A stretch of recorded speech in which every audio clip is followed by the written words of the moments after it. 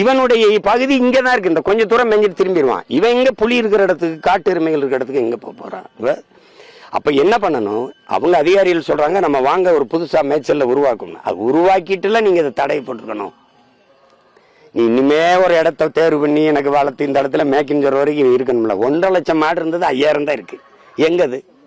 எல்லா அடி மாட்டுக்கு போயிட்டேன்னா மேய்க்க முடியல எங்களுக்கு.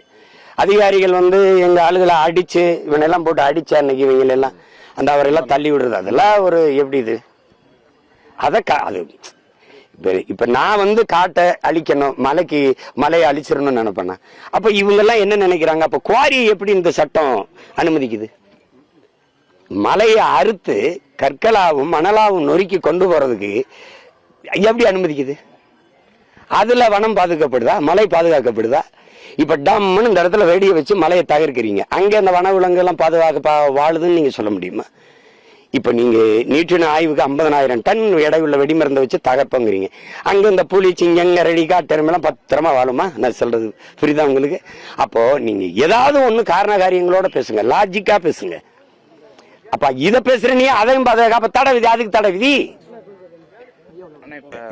மேய்க்கிறவன் பாமரனா இருக்கான், ஏழை எளியவனா இருக்கான், அரசியல் அதிகார வலிமேற்றவனா இருக்கான். இவனுக்குன்னு பேச ஆள் இல்ல. அந்த மேய்கிறவனுக்கும் பேச ஆள் இல்ல, மேய்க்கிறவனுக்கும் பேச ஆள் இல்ல. அதுக்காக தான் நம்பிட்டு இருக்கேன்.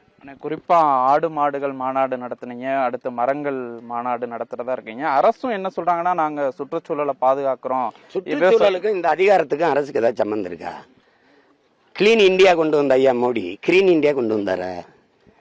சுற்றுச்சூழலை பாதுகாக்க நாடு டெல்லியில நீங்க வாழ முடியுமா? 400 விழுக்காட்டுக்கு மேல தூசி வந்துருச்சு. சென்னை அதை தொட்டுக்கிட்டு இருக்கு. நீங்க சூழியலுக்கும் உங்களுக்கு என்ன சம்பந்தம் இருக்கு? காடுகளெல்லாம் வெட்டி ரோட போட்டு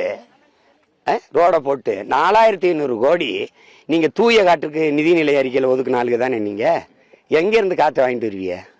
இப்பெல்லாம் அறிவார்ந்த மக்கள் ஆட்சியில் இருந்தா எப்படி இருக்கும்?